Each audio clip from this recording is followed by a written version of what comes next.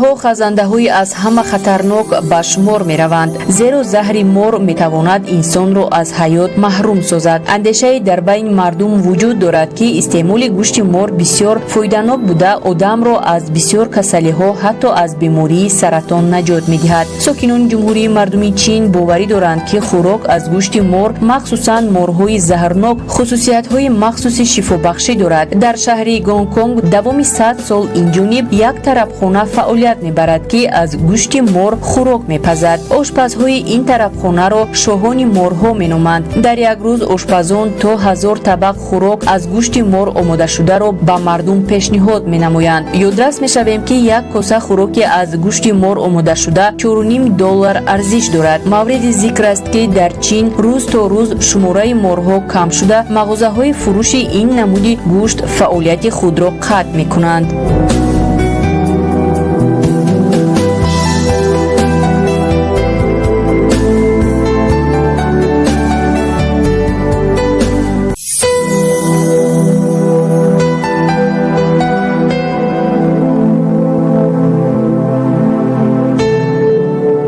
олимон якчанд намуд атрҳоеро номбар намуданд ки системаи асабро ором мекунанд. ба ақидаи олимон атре ки аз гули растании кананга омода мешавад ва онро тавоно ва муассир низ меноманд, асаби инсонро ором мекунад. ҳамчунин олимон иброз доштанд ки гули ин намуди растаниро дар ҳиндустон ҳамчун анъана болои бистарии арӯс мепошанд, зеро мардуми ҳиндустон боварӣ доранд ки бӯи ин гул асаби навхонадоронро ором сохта таби онҳоро болида месозад. ҳамчунин олимон иброз доштанд ки бӯи афлисун хастагиро рафъ месозад. дар ҳамин ҳол олимон истифодаи атр аз бӯи лимон омодашударо тавсия намедиҳанд, зеро он одамро хоболуд мекунад. олимон иброз медоранд ки одамон новобаста аз кадом табақаи ҷамъиятӣ буданашон бӯи хушро дӯст медоранд ва организми ҳамаи инсонҳо ба бӯйҳои хуш якхела аксуламал нишон медиҳад.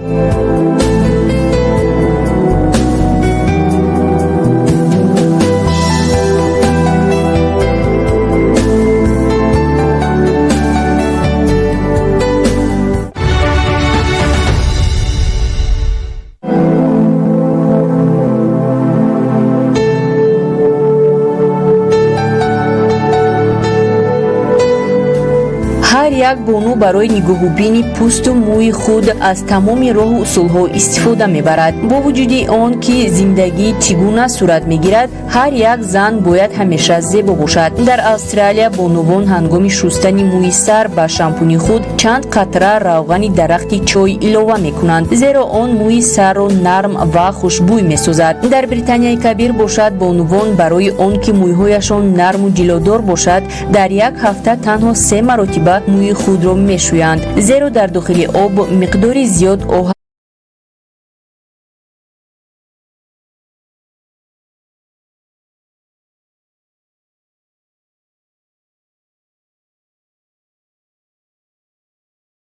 мавҷуд аст ва он мӯйро хушку шикананда мекунад. дар чин бошад бонувон барои шустани рӯй оби биринҷро истифода мебаранд, зеро онҳо боварӣ доранд ки ҳамарӯза бо оби биринҷ шустани рӯй боиси тозаву нарм гаштани пӯст мегардад. биринҷро муддати 20 дақиқа дар об тар карда, обашро барои шустани рӯй истифода мебаранд. дар франсия бошад бонувон барои зебову пурқувват нигоҳ доштани нохунҳои худ пайваста шарбати лимонро ҷабида, ангуштони худро дар дохили он нигоҳ медоранд. занони испания бошанд барои нест кардани сиёҳии зери чашм картошкаро тунук бурида, онро муддати 10 дақиқа дар пӯсти атрофи чашм нигоҳ медоранд. дар япония бошад нӯшокие мавҷуд аст ки бонувон онро дар баробари нӯшидан барои нест кардани доғҳои рӯй истифода мебаранд. бонувони миср бошанд барои нарму нозук шудани пӯсти бадан ба об чанд истакон шир ва асал омехта мекунанд. бонувони исроил бошанд лои баҳри сиёҳро барои зебоии пӯсти бадан истифода мебаранд. дар булғористон бонувон пӯсти рӯяшонро бо истифода аз гиёҳоби гули садбарг ва равғани он бо тароват месозанд. Дар Бразилия бонувон ҷавро дар об тар карда баъдан оби онро барои сафед кардани пӯсти дар офтоб сӯхта истифода мебаранд. Равғани арган ки онро асосан дар кишвари Марокко истеҳсол мекунанд ба ҳолати пӯст ва мӯй таъсири муфид дорад. Чанд қатраи равғани арганро ба даруни шампун омехта карда баъдан мӯи сарро бо он мешӯем.